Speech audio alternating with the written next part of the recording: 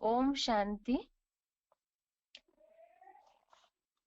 भगवत गीता श्लोक क्लास में आज का श्लोक है चौथे अध्याय का 9वां श्लोक, अध्याय 4, श्लोक नंबर 9। श्लोक है जन्म कर्म च मे दिव्यम एवं यो वेत्ति तत्वतः त्यक्त्वा देहं पुनर्जन्म नेति मामेति सोऽर्जुन। श्लोक दोबारा।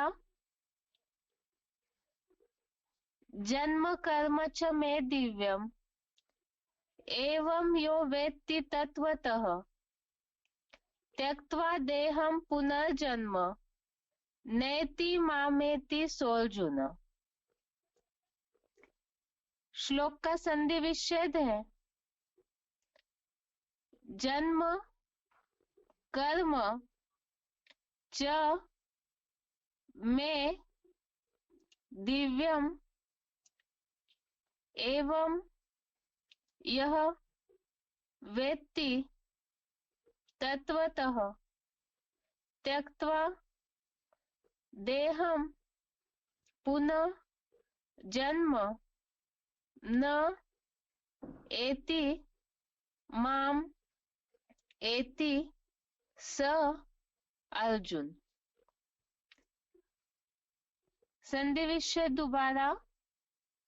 जन्म कर्म च मे दिव्यम एवं यह वेत्ति तत्वतः त्यक्त्वा देहं पुनः जन्म न एति माम एति स अर्जुन। शब्दों का अर्थ है अर्जुन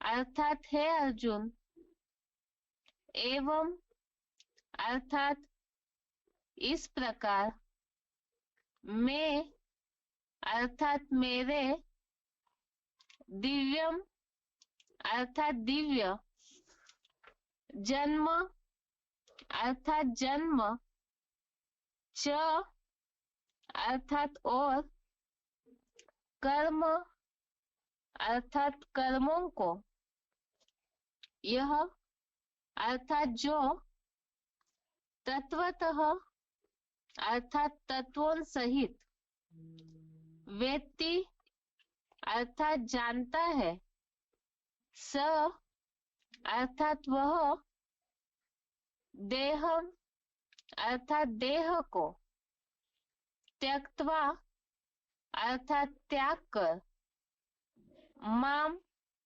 अर्थात मुझको, एति अर्थात पाता है, पुनः अर्थात फिर से, जन्म अर्थात जन्म, न अर्थात नहीं, एति अर्थात लेता। शब्दों का अर्थ दोबारा। अर्जुन अर्थात है अर्जुन, एवं अर्थात इस प्रकार, मैं अर्थात मेरे, दिव्यम अर्थात दिव्य, जन्म अर्थात जन्म, च अर्थात और, कर्म अर्थात कर्मों को, यह अर्थात जो, तत्वतः अर्थात तत्वों सहित, वेत्ति अर्थात जानता है, सह अर्थात वह, देहम अर्थात देह को, त्यक्त्वा अर्थात त्याग कर, माम अर्थात मुझको, एति अर्थात पाता है, पुनः अर्थात फिर से, जन्म अर्थात जन्म, न अर्थात नहीं, एति अर्थात लेता। श्लोक का अर्थ है,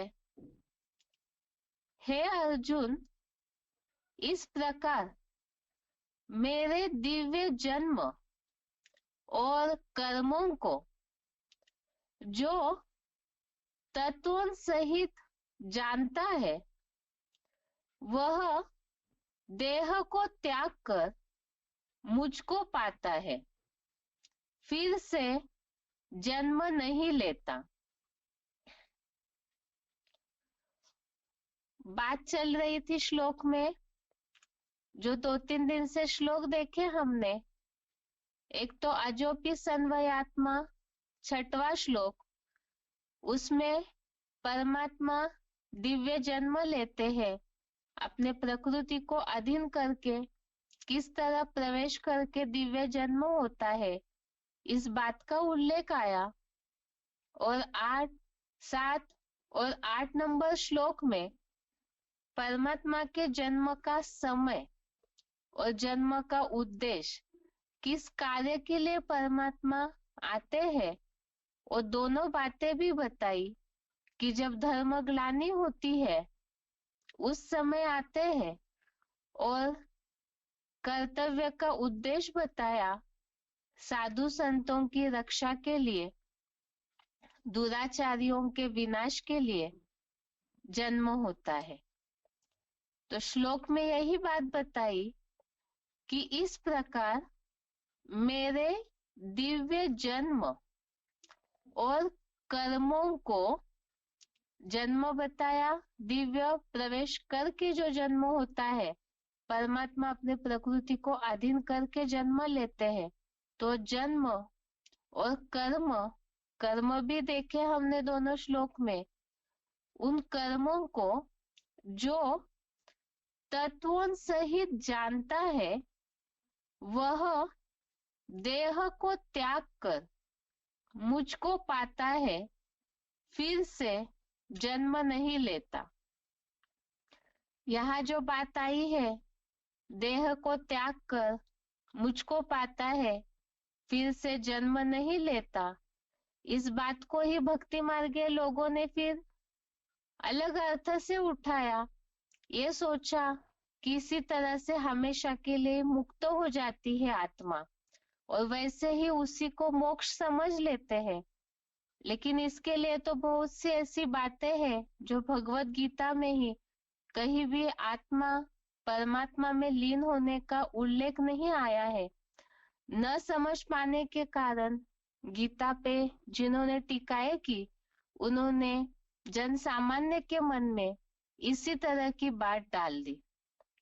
लेकिन इस श्लोक का क्लैरिफिकेशन सहित अर्थ देखते हैं, जिससे ये बात भी क्लियर हो जाएगी कि देह त्यागना क्या है और फिर से जन्म नहीं लेना, अर्थात किस भावार्थ से ये बात गीता में उल्लेखित है। क्लैरिफिकेशन सहित अर्थ है, हे अर्जुन, इस प्रकार मेरे दिव्य, यहाँ दिव्य जन्म के लिए मेरे दिव्य जन्म, इसके लिए क्लैरिफिकेशन दिया हुआ है, प्रवेशनीय मानवीय रथ या कपिध्वज अर्जुन को और इस मुकर्रर रथ के जन्म और कर्मों को, परमात्मा का दिव्य जन्म कैसे होता है, प्रवेश करके, वो भी अपने प्रकृति को अधीन करके। तो प्रकृति अर्थात ही 5 तत्वों का पुतला मनुष्य शरीर, और उस मानवीय शरीर में परमात्मा शिव, सदाशिव ज्योति प्रवेश करते हैं, दिव्य प्रवेश होता है। तो वो जो तन है, जिसके लिए भगवत गीता में बार बार उल्लेख आया है, अर्जुन का रथ, तो यहाँ रथ अर्थात हमने समझा है शरीर रूपी रथ है, और यहाँ उसी शरीर रूपी रथ में अर्जुन जो है ज्ञान अर्जन करने वाला जो मानवीय शरीर है वही परमात्मा शिव का मुकर्रर तन है। और उनमें प्रवेश होने से जो दिव्य जन्म हुआ है और कर्मों को जो तत्वों सहित, यहाँ तत्वों के लिए जो बात आई है कि कलयुगी तामसी बुद्धि अर्जुन रथ वाले गीता वर्णित 13वें अध्याय का 5वां श्लोक, अध्याय 13 का श्लोक नंबर 5 के इसमें इंद्रियादि 23 जड़जड़ी भूत, यहाँ हम देखते हैं कि 13वें अध्याय का 5वां श्लोक जो है इसमें इन 23 तत्वों के बारे में क्या बोला है। 13वें अध्याय का 5वां श्लोक है। वैसे ये श्लोक हमने कई बार इसके पहले भी बेसिक कोर्स के संदर्भ में देखा है। महाभूतानि अहंकारो बुद्धि ही अव्यक्तम एव च इंद्रियानि दशेकम च पंच इंद्रिय गोचरा। इसमें 23 तत्वों का उल्लेख आया है। पृथ्वी जल आदि 5 जड़ महाभूत, अर्थात मनुष्य शरीर जिन 5 तत्वों का बना है, जिसे बेसिकली भी सभी जानते हैं, पृथ्वी जल वायु अग्नि आकाश। तो ये जड़ महाभूत तो मोटे तौर पे तो इसे सभी जानते हैं। उसके अलावा देह का अहंकार, बुद्धि, अति प्रबल संकल्प विकल्प करता अव्यक्त मन। तो ये 3 हो गए। एक तो 5 तत्व पृथ्वी से लेके जो तत्व है वो, और अहंकार बुद्धि मन मिलकर के 8, नेत्र आदि 5 ज्ञानेंद्रिया, और हाथ पांव आदि 5 कर्मेंद्रिया, और 5 ही स्वर्ग में संभोग मीडिया ज्ञानेंद्रियों के शब्द स्पर्श रूप रस गंध विषय भोग। तो ये टोटल 23 तत्व है। इसके बारे में इसके पहले भी हमने विस्तार से समझा है। 5 ज्ञान इंद्रिया जो है उससे संबंधित शब्द स्पर्श रूप रस गंध आदि, तो इसके विस्तार में नहीं जाएंगे। ये 23 तत्व अर्थात ही मनुष्य शरीर, 5 जड़ तत्वों से तो मनुष्य शरीर बना है, उसके साथ साथ ये सब भी उसमें मिले हुए हैं। तो यहाँ 23 जड़ तत्वों सहित, यहाँ तत्वों सहित जानने की बात अर्थात ही जो मानवीय शरीर में परमात्मा शिव का प्रवेश है उन्हें यथार्थ रीति जानना, जैसा उनका पार्ट चल रहा है, जैसा कार्य चल रहा है, तो उस कार्य को, उस जन्म को यथार्थ रीति जानना। आगे है गीता ज्ञान के सार 13वें अध्याय का 2-3 श्लोक के क्षेत्रज्ञ को जानता है। अध्याय 13 का श्लोक नंबर 2, श्लोक नंबर 3, इसमें उल्लेख आया है क्षेत्र और क्षेत्रज्ञ का। एक बार इस श्लोक को भी देखते हैं। 13वें अध्याय का 2 श्लोक, अध्याय 13 का 2 और 3 श्लोक, इसमें उल्लेख आया हुआ है। केवल भावार्थ देखते हैं। सारे शरीर रूप में क्षेत्रों का ज्ञानी भी मुझ शिव बाबा को जान, और इस देह व देह के ज्ञाता शिव ज्योति का जो ज्ञान है वही इस दुनिया में रथी और सारथी का सच्चा ज्ञान है, ऐसा मेरा मत है। यहाँ पे परमात्मा शिव का जो साकार तन है जिसमें वो कार्य करते हैं, तो उसे जानना, तो ये क्षेत्र और क्षेत्रज्ञ, यहाँ जो बात का उल्लेख है, मुझ शिव बाबा को जान। शरीर रूप में क्षेत्रों का ज्ञानी भी मुझ शिव बाबा को जान। इस देह व देह के ज्ञाता शिव ज्योति का जो ज्ञान है, वही इस दुनिया में रथी और सारथी का सच्चा ज्ञान है, और ऐसा मेरा मत है। और तीसरे श्लोक में ये बात बोली है कि वह अर्जुन की क्षेत्र रूपी देह जो जैसी है और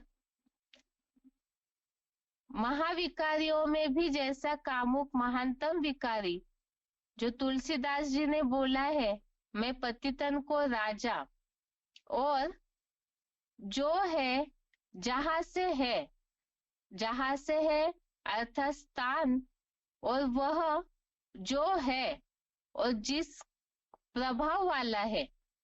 तो ये तीसरे श्लोक में खास बताया कि उनका जो लौकिक स्थान है, जैसा भी हो अंतिम जन्म में, उसे यथार्थ रीति जानना।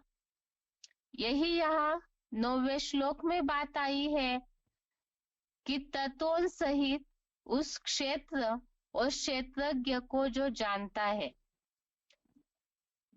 यह सार यही है जो दोनों श्लोक हमने देखे 13वें अध्याय के तीनों श्लोक, इसका सार यही है। परमात्मा के साकार तन को जो है जैसा है, जिस रूप में भी कार्य चल रहा है, तो उसे यथार्थ रीति जानना, और जानने के बाद आगे का रिजल्ट श्लोक के भावार्थ में बताया। वह देह रूप देह भान को त्याग कर, गीता पार्टियों ने सच में समझ लिया कि शरीर त्यागने की बात है, लेकिन यहाँ वास्तव में देह रूप देह भान को त्याग कर मुझ सदगति दाता सदाशिव ज्योति सुप्रीम बाप टीचर सदगुरु को पाता है, और फिर से जन्म नहीं लेता।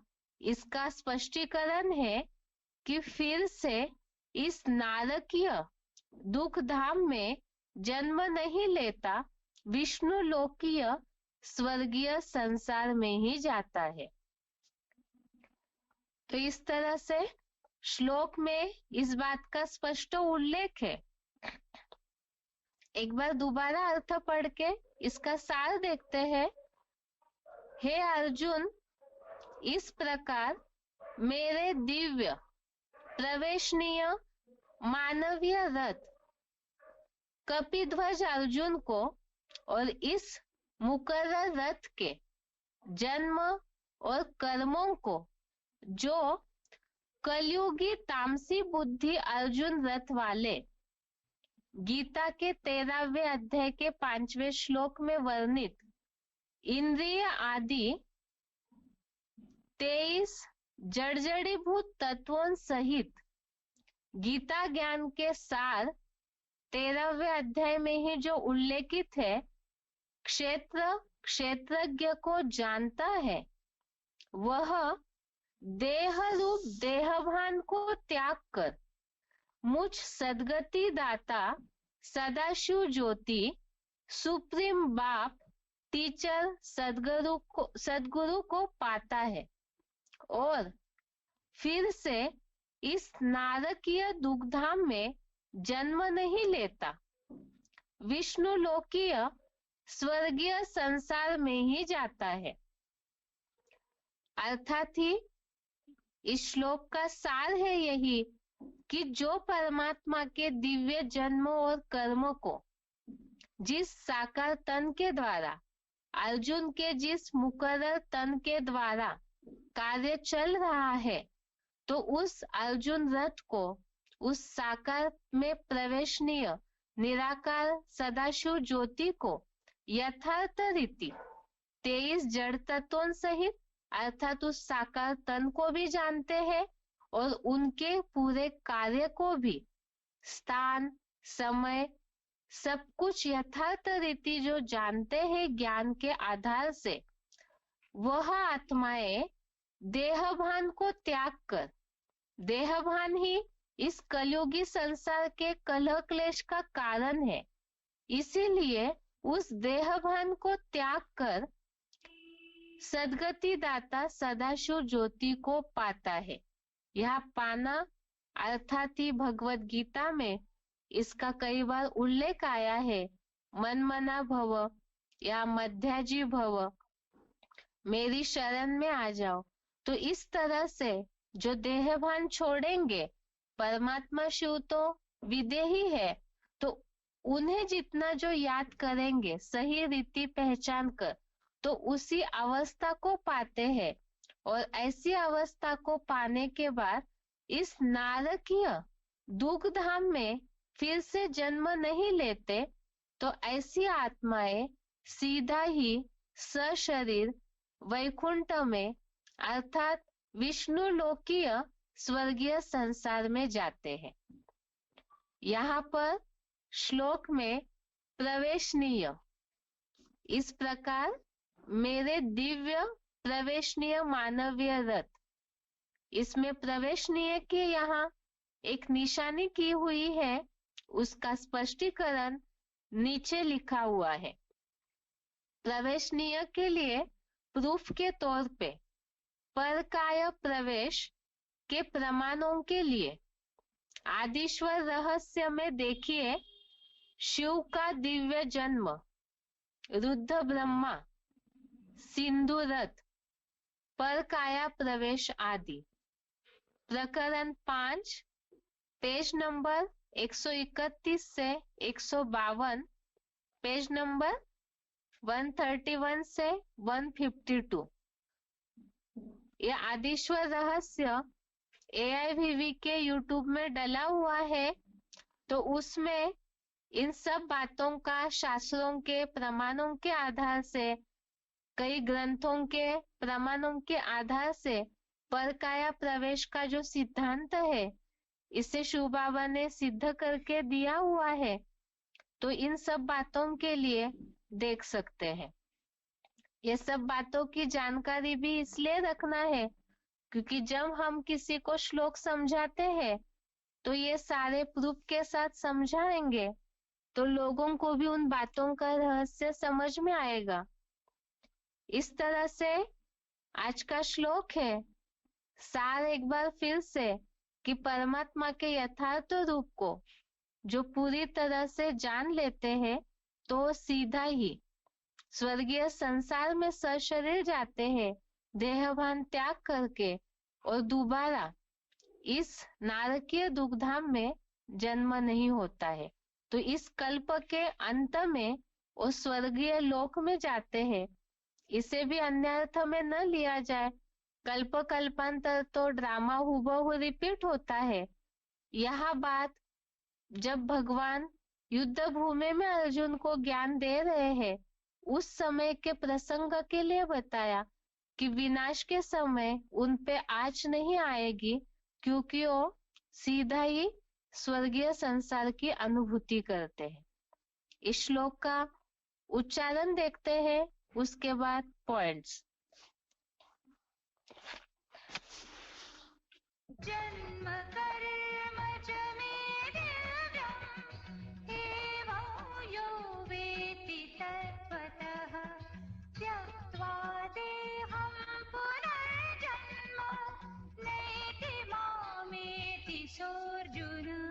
हे अर्जुन, इस प्रकार मेरे दिव्य प्रवेशनीय मानवीय रथ कपिध्वज अर्जुन को और इस मुकर्रर रथ के जन्म और कर्मों को जो कलियुगी तामसी बुद्धि अर्जुन रथ वाले, गीता वर्णित 13वें अध्याय के 5वें श्लोक के इंद्रियादि 23 जड़जड़ीभूत तत्वों सहित गीता ज्ञान के सार 13वें अध्याय के 2-3 श्लोक के क्षेत्र क्षेत्रज्ञ को जानता है। वह देह रूप देहभान को त्याग कर मुझ सदगति दाता सदाशिव ज्योति सुप्रीम बाप टीचर सद्गुरु को पाता है और फिर से आधा कल्प इस नरक में जन्म नहीं लेता, स्वर्गीय विष्णुलोकीय संसार में ही जाता है। परकाय प्रवेश के प्रमाणों के लिए आदिश्वर रहस्य में भी देखिए शिव का दिव्य जन्म, वृद्ध ब्रह्मा, सिंधुरथ, परकाया प्रवेशादि। प्रकरण 5 पृष्ठ 131 से 152 यूट्यूब आध्यात्मिक विद्यालय। जन्म कर्म च मे दिव्यम् एवं यो वेत्ति तत्त्वतः त्यक्त्वा देहं पुनर्जन्म नैति मामेति सोऽर्जुन। हे अर्जुन, इस प्रकार मेरे दिव्य प्रवेशनीय मानवीय रथ कपिध्वज अर्जुन को और इस मुकर्रर रथ के जन्म और कर्मों को जो कलियुगी तामसी बुद्धि अर्जुन रथ वाले, गीता वर्णित 13वें अध्याय के 5वें श्लोक के इंद्रियादि 23 जड़जड़ीभूत तत्वों सहित गीता ज्ञान के सार 13वें अध्याय के तीसरे श्लोक के क्षेत्र क्षेत्रज्ञ को जानता है, वह देह रूप देहभान को त्याग कर मुझ सदगति दाता सदाशिव ज्योति सुप्रीम बाप टीचर सद्गुरु को पाता है और फिर से आधा कल्प इस नरक में जन्म नहीं लेता, स्वर्गीय विष्णुलोकीय संसार में ही जाता है। परकाय प्रवेश के प्रमाणों के लिए आदिश्वर रहस्य में भी देखिए शिव का दिव्य जन्म, वृद्ध ब्रह्मा, सिंधुरथ, परकाया प्रवेशादि। प्रकरण 5 पृष्ठ 131 से 152 यूट्यूब आध्यात्मिक विद्यालय। आगे पॉइंट्स। वार्तालाप नंबर 1538, डिस्कशन नंबर 1538।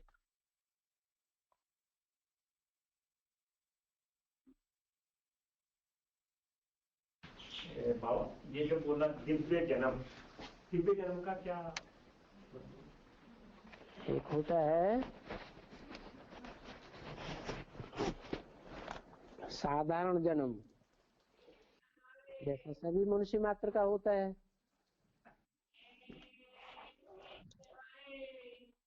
और यदा कदा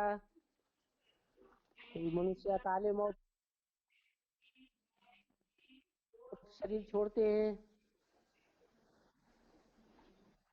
फिर कोई में प्रवेश करते हैं। वो भी इस लौकिक दुनिया में बहुत देखा सुना गया है, उसमें भी दिव्यता की कोई बात नहीं है। लेकिन शिव जो प्रवेश करते हैं, जो गीता में भी लिखा है, प्रवेश तुम मैं प्रवेश करने योग्य हूँ, जन्म कर्म च मे दिव्यम यो मे वेत्ति तत्वतः, जो मेरे जन्म और कर्म को दिव्य रूप से तत्व सहित जानता है, वो श्रेष्ठ आत्मा है। तो दिव्य का मतलब है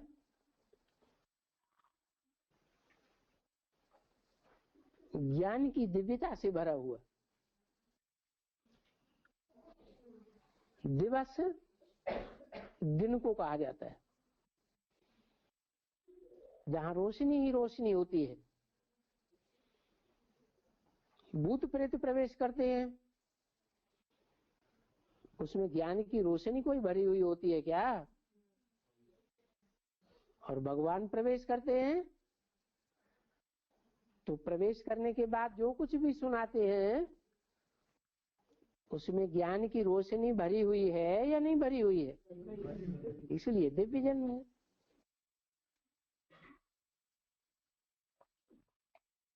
आगे है VCD नंबर 1626, VCD नंबर 1626।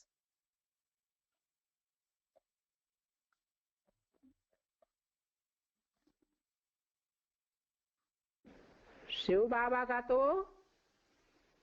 जन्म ही अलौकिक है, वो तो प्रवेश करते हैं। और मनुष्य आत्माओं की तरह प्रवेश नहीं करते हैं, उनका प्रवेश भी दिव्य है। कैसे?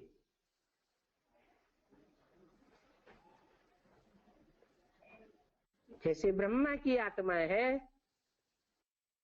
मनुष्य आत्मा है या भगवान है, तो ब्रह्मा की आत्मा की प्रवेशता में और शिव बाबा की प्रवेशता में फर्क तो होगा ना। क्या फर्क है? ब्रह्मा जिस आत्मा में प्रवेश करता है वो उस आत्मा को डुबा देता है। हाँ जी, क्योंकि ब्रह्मा को अपना सूक्ष्म शरीर है, शिव बाबा को अपना सूक्ष्म शरीर नहीं होता है, स्थूल शरीर भी उनका अपना नहीं है।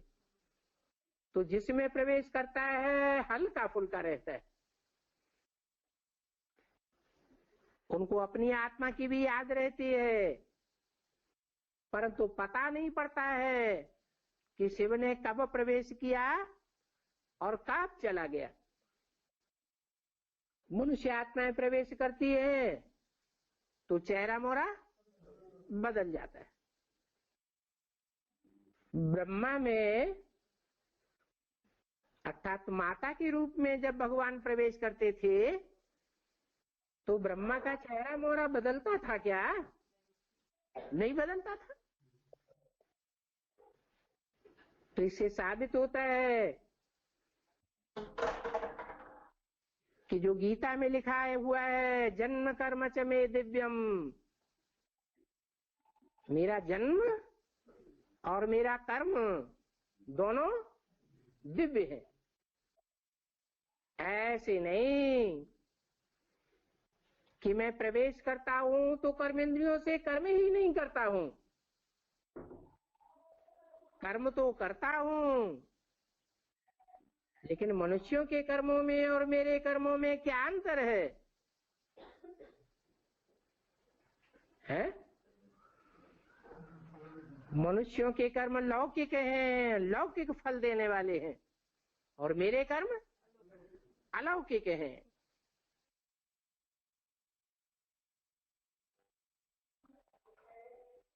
दोनों पॉइंट में जैसे शिव बाबा ने जन्म का अर्थ बताया, एक तो ज्ञान रोशनी से भरपूर और दूसरा प्रवेश करने पर भी वो हल्के फुल्के ही रहते हैं।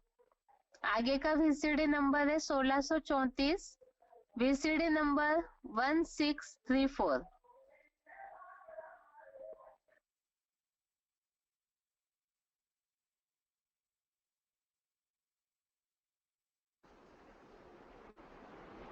गायन है श्रीमद् भगवान वाच, परंतु शिव बाबा जन्म नहीं लेते हैं, वो तो प्रवेश करते हैं।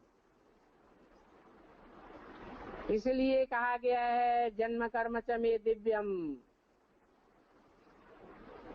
मेरे दिव्य कर्म दिव्य जन्म को जो जानता है वो ही जानने वाला है। और जन्म तो तब कहा जाता है जब कोई पालना लेता है।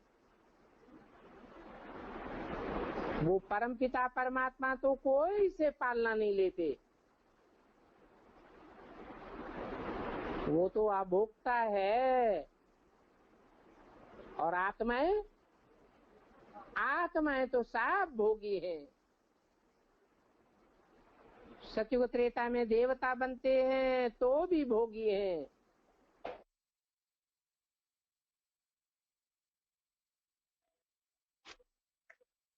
आगे का पॉइंट है VCD नंबर 2367, VCD नंबर 2367।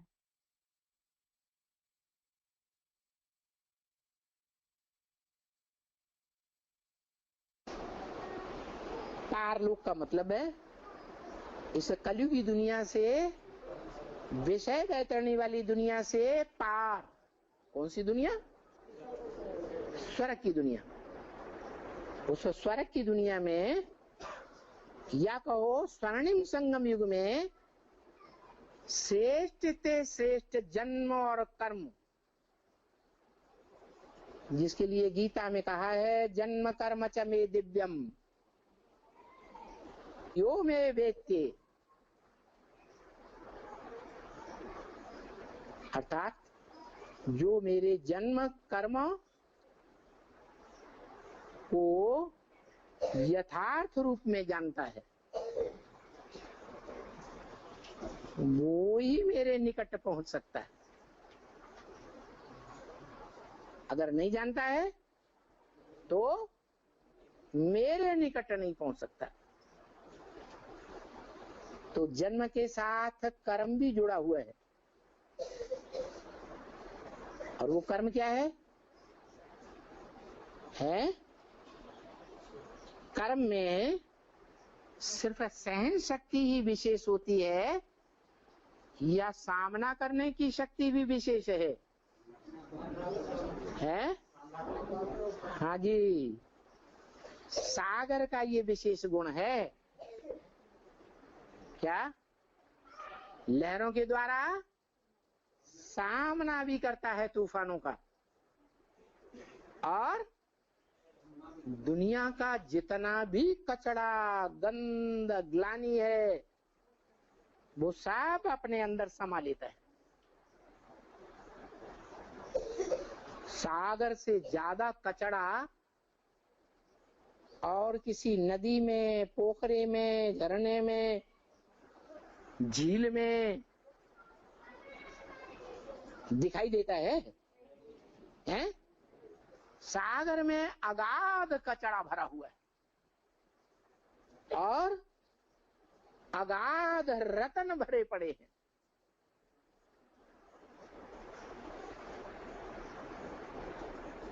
इसलिए गीत बनाई दिए हैं कि सागर में रतन भी है, सागर में कचरा भी है। खोज करने वालों को, अवगाहन करने वालों को क्या अवगाहन करना है? क्या चाहिए?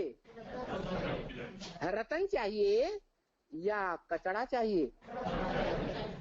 कचड़े का अवगाहन करेंगे तो कचड़ा ही मिलेगा, और रतनों का अवगाहन करेंगे तो रतन ही मिलेंगे। जैसा लक्ष्य वैसे लक्षण आएंगे।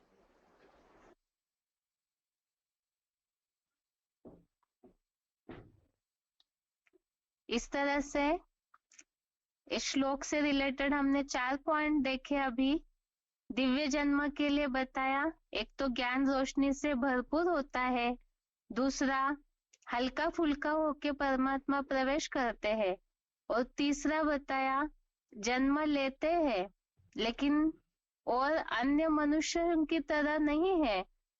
परमात्मा को औरों की तरह पालना लेने की आवश्यकता ही नहीं, क्योंकि वो अभोक्ता है। और चौथी बात हमने देखी जो बताया तत्वों सहित जानना, अर्थात उनके कर्मों को यथार्थ रीति जानना।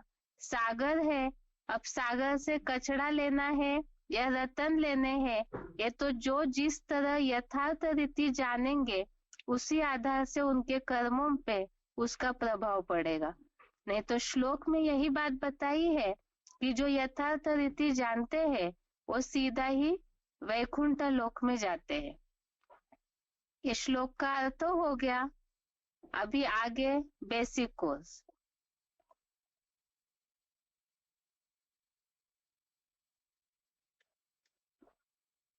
बेसिक कोर्स में बात चल रही थी, हम परमात्मा को, भगवान को यथार्थ रीति नहीं जानते हैं। उसके 2 प्रमाण देखे थे हमने। पहला प्रमाण देखा था कि परमात्मा से नहीं जानते हैं तो इसीलिए जिस तरह प्राप्तियों की अनुभूति होनी चाहिए वो नहीं होती है, और दूसरा निरंतर और सहज परमात्मा को याद भी नहीं करते हैं, भगवान को निरंतर याद नहीं करते हैं, उसके लिए बहुत सारे आडंबर यूज करते हैं। दूसरा प्रूफ देखा था हमने, भगवान जो सुख शांति का दाता है, भगवान से हमारा अगर संबंध है, जो तुम ही माता पिता, तुम ही सब कुछ हो बोला जाता है, तो परमात्मा भगवान तो सुख शांति के दाता है, तो फिर मनुष्य मात्र जो भगवान की छत्र छाया में है, सुख घनेरे होने चाहिए, लेकिन नरक की दुखी दुनिया में गोते क्यों खा रहे हैं। इसी से सिद्ध होता है, जैसे करोड़पति के बच्चे को पैसे के लिए मोहताज नहीं होना पड़ेगा, तो इसी तरह से भगवान को जिन्होंने जाना पहचाना है, संबंध जोड़ा है, तो वो दुखी दुनिया में हिलेंगे नहीं, ना ही दुखी होंगे। अगली बात है तीसरा प्रूफ कि कोई भी भगवान को यथार्थ रीति नहीं जानते हैं। इसका तीसरा प्रूफ है, भगवान को सारे मनुष्य मात्र पिता मानते हैं, गॉड फादर कहते हैं, परम पिता कहते हैं। मुस्लिम लोग अल्लाह को भी पिता के रूप में ही मानते हैं। अब हम घर परिवार का उदाहरण ले। घर में अगर 2-3 बच्चे हैं एक परिवार में, तो सभी अपने पिता का परिचय एक जैसा ही बताएंगे। पिता का नाम, रूप, जो भी उनका काम है, वो सारों के बारे में एक जैसा ही परिचय देंगे। अब मनुष्य सब भगवान को पिता मानते हैं, लेकिन सारे ही मनुष्य भगवान का अलग अलग परिचय देते हैं। कोई कुछ कहते हैं, कोई कुछ कहते हैं। हिंदू धर्म की बात अगर हम ले, तो हिंदू धर्म में ही वैरायटी मान्यताएं हैं जिसकी गिनती ही नहीं है। तो इसका मतलब क्या है? एक तरफ से तो कहते हैं सबका मालिक एक है, गॉड इज वन। हिंदू, मुस्लिम, सिख, ईसाई हम सब आपस में भाई भाई। जब भाई भाई है तो सभी को अपने पिता के रूप में एक जैसा ही परिचय देना चाहिए। ये बात कल भी जैसे उल्लेख किया था, जितने भी धर्म वाले हैं सभी मनुष्य ही है, और सभी की प्रकृति जो प्रतिकृति है मानवीय शरीर की, वो तो एक जैसी ही है। जैसे घर परिवार में बच्चे पिता की तरह असर होता है, तो यहाँ मनुष्य जो है, मानवीय शरीर सभी को मिला है, भगवान को पिता कहते हैं, आपस में सब भाई भाई है कहते हैं, लेकिन उसके बावजूद भी उसका रिजल्ट जो मनुष्यों के कर्मों पे दिखना चाहिए, वो क्यों नहीं दिखता है। आगे इसमें और समझते हैं।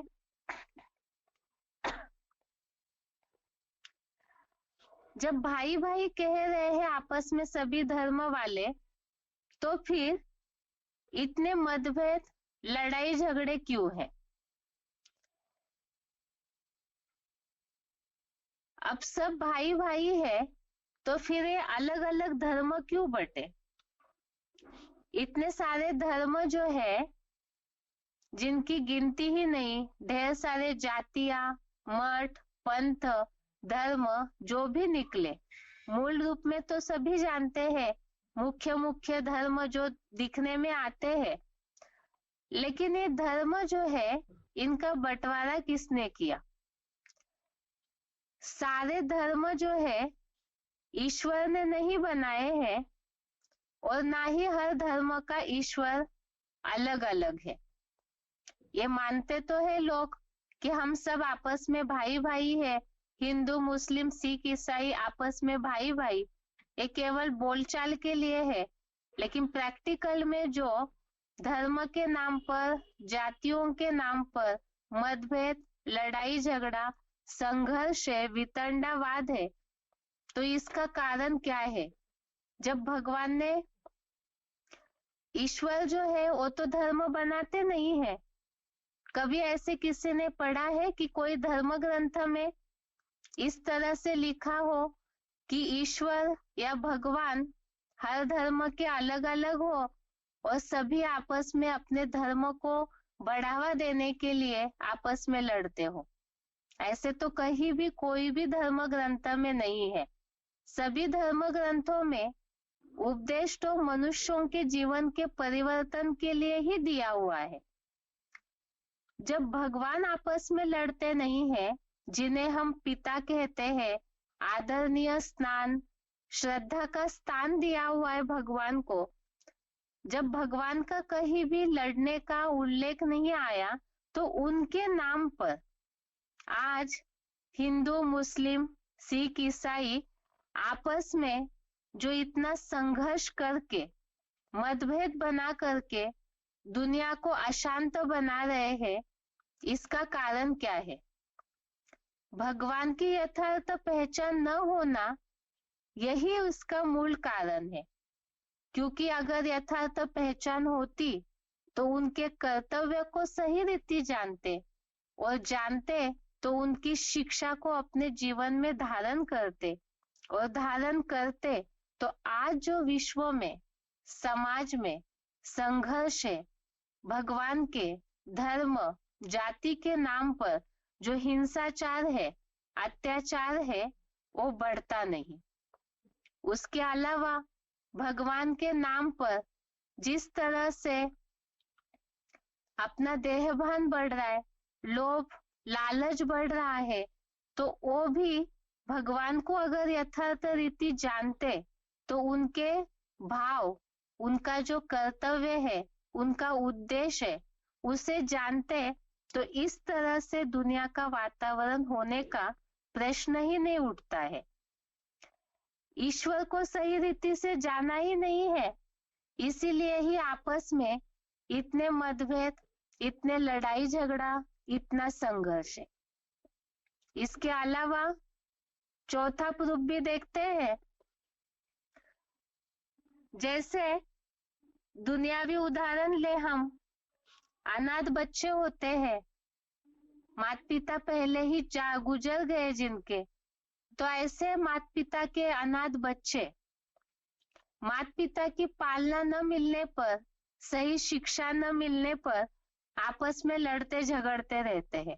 ऐसे परिवारों में बहुत अशांति देखने में आता है, दुख देखने में आता है। और आज दुनिया में जैसे एक छोटे परिवार का ये हाल है, अनाथ बच्चों का उनके जीवन पे असर दिखता है, इसी तरह से ही आज सारा मानवीय समाज भी भगवान के यथार्थ स्वरूप को न जानने कारण अनाथ ही है। और अनाथ है, इसका रिजल्ट ही पूरी तरह से जो संघर्ष, जातिवाद, मतभेद, हिंसाचार, इसका प्रूफ है कि ईश्वर की सही पहचान न होकर मानवीय समाज, मनुष्य अनाथ है। अब भगवान को पाने के लिए, अगर भगवान को जानते तो फिर भगवान को पाने के लिए द्वापर युग से ही, 2500 वर्षों से ही जो इतने पूजा पाठ करते आए, भक्ति मार्गीय आडंबर होते आए हैं, यज्ञ, दान, तप करते आए, मुस्लिमों में हज करते हैं, नमाज पढ़ते हैं, क्रिश्चियंस वाले प्रेयर करते हैं, सिख लोग गुरुवाणी लगातार उनकी चलते रहती है, सत्संग करते हैं वैरायटी प्रकार के। तो इतने सारे कर्म करने पर भी ईश्वर की प्राप्ति किसी को हुई है ऐसे दिखने में नहीं आता है। इसमें दो बातें आई। अगर ईश्वर को जानते होता मनुष्य, तो फिर इतने सारे भक्ति मार्गीय आडंबरों की आवश्यकता ही क्या है। और दूसरी बात, 2500 वर्षों से ही इतने पूजा पाठ, हज, नमाज, प्रेयर, सत्संग, गुरुवाणी सब कुछ मनुष्य करते आए, उसके बावजूद भी ईश्वर प्राप्ति नहीं कर पाए। भगवान को जाना ही नहीं तो प्राप्ति कैसे करेंगे? और नहीं की है, इसका रिजल्ट, इसके पहले के प्रूफ देखे कि जो सुख शांति का दाता है, उसे जानने वाले दुख के सागर में गोते नहीं खाएंगे, ना ही अशांत होंगे, ना मतभेद करेंगे, ना आपस में संघर्ष करेंगे। इसके अलावा भगवान को नहीं जानते हैं सही रीति से। इसी के कारण ही भगवान को लेकर के मनुष्यों के बीच में ही, अनेक धर्मों के बीच में ही वैरायटी प्रकार की मान्यताएं हैं। भगवान के अस्तित्व को लेकर के ही बहुत सारी ऐसी मान्यताएं हैं जिनमें विरोधाभास तो है ही और वो एक दूसरे को काटती भी है। अब ये विरोधाभास वाली जो मान्यताएं हैं यही सिद्ध करता है इन बातों को कि भगवान का यथार्थ परिचय नहीं जानते हैं। वो विरोधाभास वाली बातें क्या है, वो मान्यताएं क्या है, उसे भी एक बार देखते हैं, जिससे ये भी सिद्ध हो जाए कि भगवान की यथार्थ पहचान नहीं है, तभी विरोधाभास है भगवान के अस्तित्व को लेकर।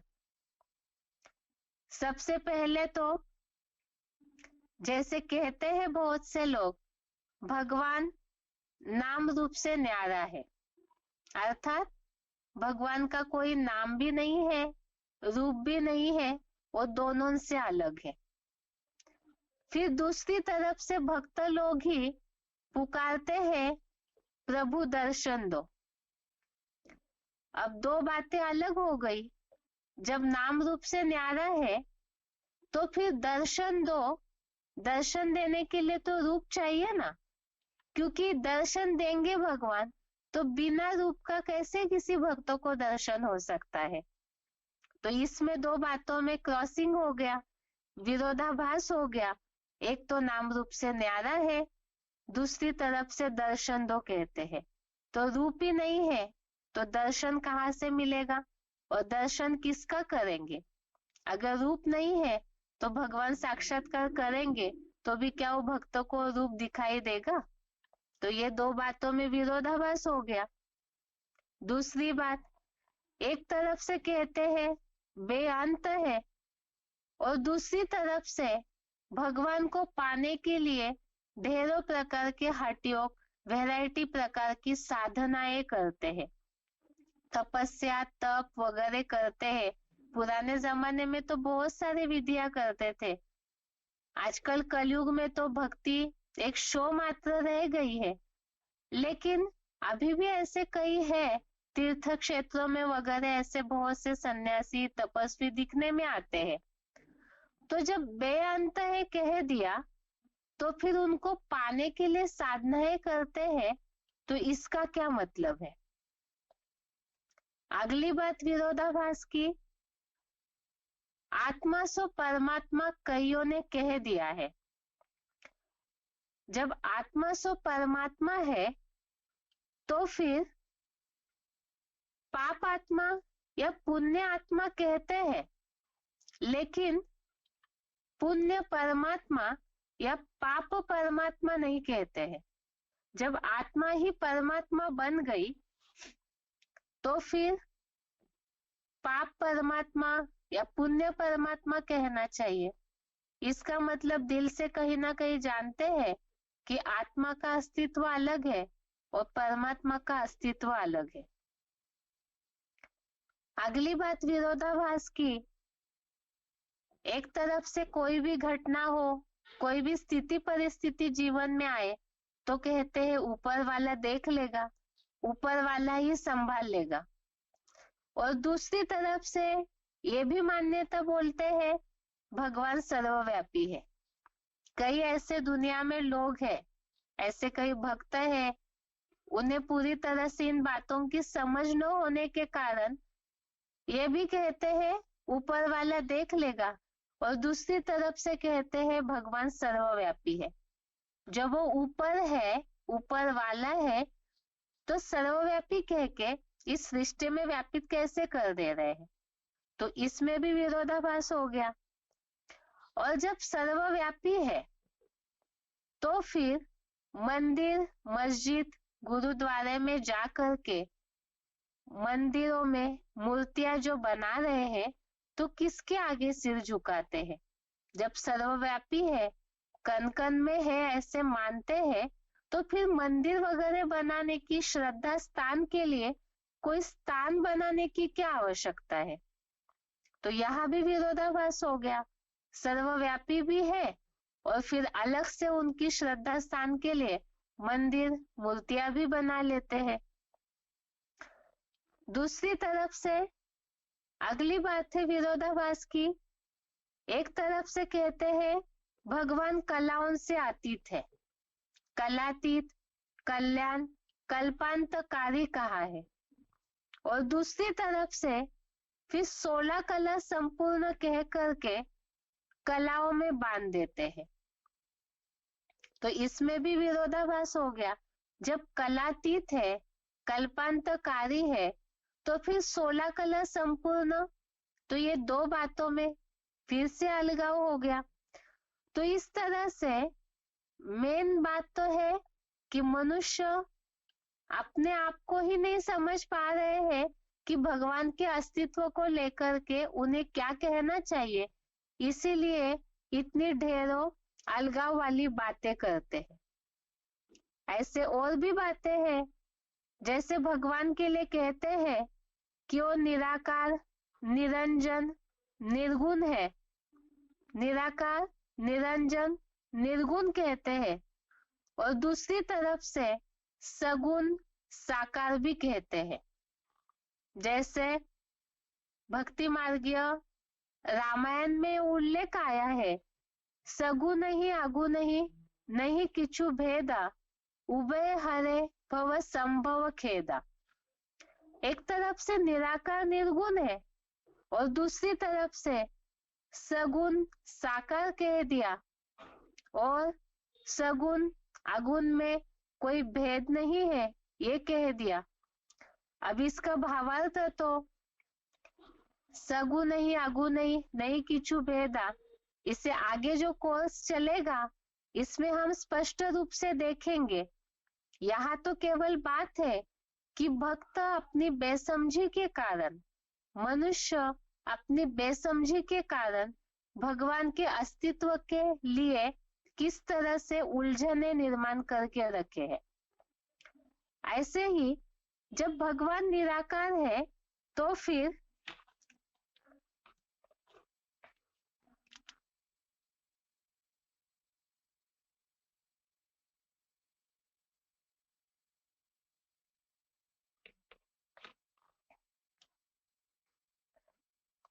तो यहाँ जो बात आई है कि भगवान निराकार है या साकार है अथवा वे दोनों ही है, तो आखिर कौन है? ये जो बात का उल्लेख है, सगुण नहीं अगुण नहीं नहीं कछु भेदा, तो इसका मतलब अर्थ न समझने के कारण वो निराकार है या साकार है या दोनों ही है, तो इसमें भी प्रश्न निर्माण होता है। आगे की बात है, कहते हैं भगवान एक है, देवताएं 33 करोड़ है, फिर देवताओं को भी भगवान कह देते हैं। तो क्या देवताएं ही भगवान है? 33 करोड़ देवताएं, ये भी कहा भगवान एक है, ये भी कह देते हैं। कई ऐसे भोले भाले भक्त होते हैं जिन्हें भगवान और देवताओं के बीच का अंतर ही नहीं पता है, तो वो भगवान देवताओं को ही समझ लेते हैं। तो इसमें भी विरोधाभास, अलगाव आ गया। अब ये समझना होगा कि इतनी सारी जो वैरायटी मान्यताएं हैं, निराकार है, निर्गुण है, फिर दर्शन दो, कहीं कहा निर्गुण है, कहीं सगुण साकार कह दिया, कहीं देवताएं अलग है, भगवान अलग है, फिर देवताओं को ही भगवान कह देते हैं।